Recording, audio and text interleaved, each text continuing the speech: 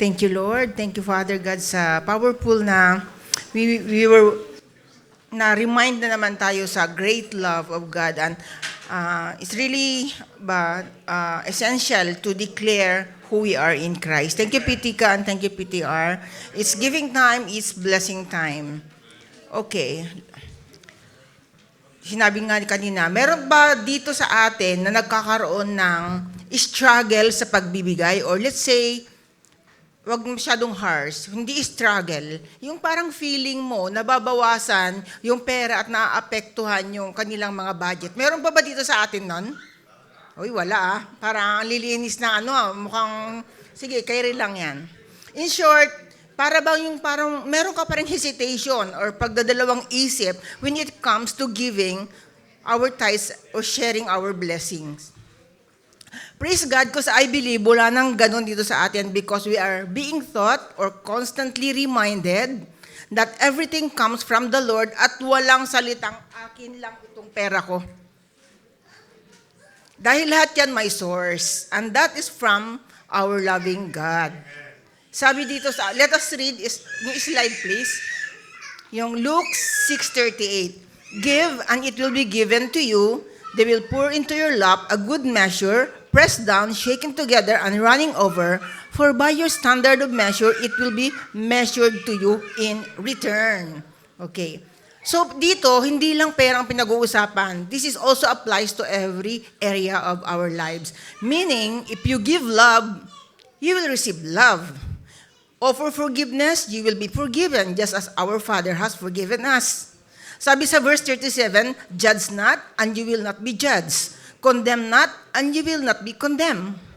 If you offer compassion, you will receive compassion. Amen. But take note, ang sabi dito, it will pour into your lap a good measure. Alam niyo yung press down, shaken together, di ba? Natandaan niyo sa mga magsasaka, kapag naglagay ka ng palay sa bigas, di ba yung tinataktak mo ganon? Itataktak mo para mas lalo ka maraming mailagay kahit sa mga garapon. Minsan ginaganon mo, di ba, yung gatas? I-shake-shake mo, taktak mo para makapagsalin ka pa ng marami. Ganyan yan eh. Press down, shaken together, running over until yung blessing o mag-pour out talaga, yung mag-overflow na. Ganun yung ibig sabihin niya. Yun nga.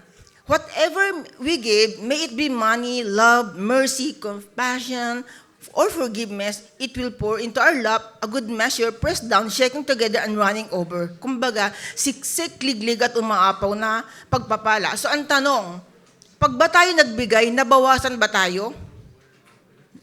Parang walang sumasagot hindi ata kayo agree. No, we gain actually. Kasi si Jesus mismo ang nagsabi niyan. Sabi sa Psalm 34:10, those who seek the Lord lack no good things. Diba?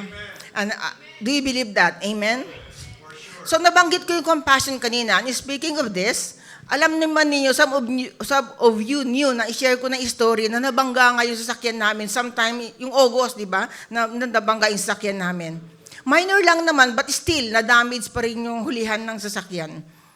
So, ang common na reaction ninyo, pag nabangga kayo ng isang motor, ano yon? Yung common na reaction ninyo. Di ba magagalit ka, syempre. Ay, noong time na yun, naka-line up pa ako sa violin. Siyempre, alam mo yung nagmamadali ka na, tapos maaabala ka ng ganun, malilate na ako, parang ganun. Papunta kami sa church that time. Ngayon, so when I was talking to the driver, sa halip na magalit ako dun sa driver, halip na mainis talaga ako, yun na, andun yung compassion, parang, hello, sabi ko, ako ba to? Pambait ko. Parang ano mo yun, parang, ako ba to? Parang hindi ako, pambait ko. Yung instead of, sa halip na mairita ka, sa halip na mainis ka, nung nakita ko siya, yung compassionate heart nandun sa akin, and I'm sure, it is not me. It is the compassionate of God na nag-work sa akin nung time na yun. Hindi lang, ako, ang bait ko hindi siguro. Hindi naman, mabait naman ako. Pero parang yung initial reaction kasi, hindi ganon. Kasi yung initial na reaction natin, pag may nakabangga sa yung ganon, mai-irritate ka talaga, madi-disappoint, magko-complain, yun yung reaction mo. Ang nangyari, instead of blaming him, dahil nga nandun yung compassionate heart, it is the Lord who touches my heart, nagkaroon nga siya ng penalty na 400. Binigyan ko pa siya ng 200. Kasi hati na tayo, brother. It's okay. Hati na tayo. Imagine. So parang sabi niya, 400 daw kasi. O sige, brother, share na tayo. And then, nung hiningi ko siyempre yung permission ni Ray, dahil hindi lang naman ako yun, because it is the work of the Lord. Nung tinawagan ko si Ray, wala man lang objection. Sige, bigyan mo. Imagine, hindi tinanong kung bakit. Sige, bigyan mo because it is the work of the Lord. It is the work of the Lord. So, simpleng gesture yun sa part natin, but hindi natin alam kung gaano kalaki yung impact doon sa tao. I'm sure sinare niya yun sa lahat. Kasi yung office mate ko nga, walang tigil lang kasi share na alam niyo yun si Imelda, nabangga yung sasakyan nila. Siya pa yung nagbigay ng pera. Imagine, sabi niya. Ang sabi daw ng kaibigan niya, can I have the plate number of your colleague? I will purposely bump their car. So I can easily get money. Yun daw ang sabi, hinihingi na yung plate number ng sasakyan namin. Yan, it won't. Kasi sabi ko nga sa iyo, as a human, ayaw ko na magsalita, pero hindi yun yung inisal ng reaction ng isang tao. But then, the Lord is good. Kaya without any hesitation and further discussion, yun nga, sabi ni Ray, sige, ibigyan mo na lang, hatian mo na lang siya. And obviously, it is the Lord who impressed yan sa aming mga puso. Ang sabi sa Matthew 5:44, He causes His sun to rise on the evil and the good, and sends rain on the righteous and the unrighteous. We don't know what's going on to that person. Sabi nga ni PTR kanina, ni PTK, hindi mo alam kung ano, but the Lord knows what's happening to that person. Malamang may problema siya. And then, noon lang siguro siya na ka-experience ng ganong incident na siya pa yung na-bless. Alam mo yun? So, the ultimate beneficiary of giving is actually us.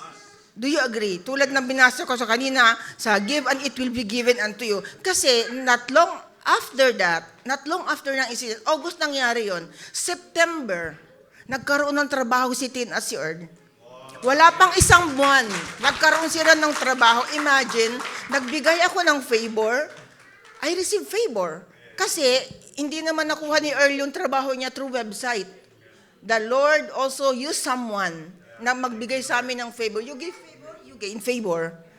You give money, ano ang kapalit nun? Sweldo nilang buwan-buwan. So, yun nga sinasabing, press down, shaking together, running over. Dahil kapag ikaw ang nagbigay, yung ultimate beneficiary ikaw, nag-uumapoy, ibibigay sa'yo at maraming ibibigay sa'yo. So, nabawasan ba tayo pag nagbigay tayo? Of course, hindi. Kung yun lang yung maano lang sa puso talaga natin yun, maintindihan natin. Kasi napakasimple lang nung concept, di ba? Pag nagtanim ka, at namunga yung isang puno lang itinanim mo, ilang bunga yung maha-harvest mo. Ang simple lang. Kaya pag nagbigay ka, kung ilagay mo lang natin sa puso natin yan, pag nagbigay ka, nagkaloob ka, expect sa puso mo, endless yung abundance ang ibibigay sa iyo ni Lord. It happens to us.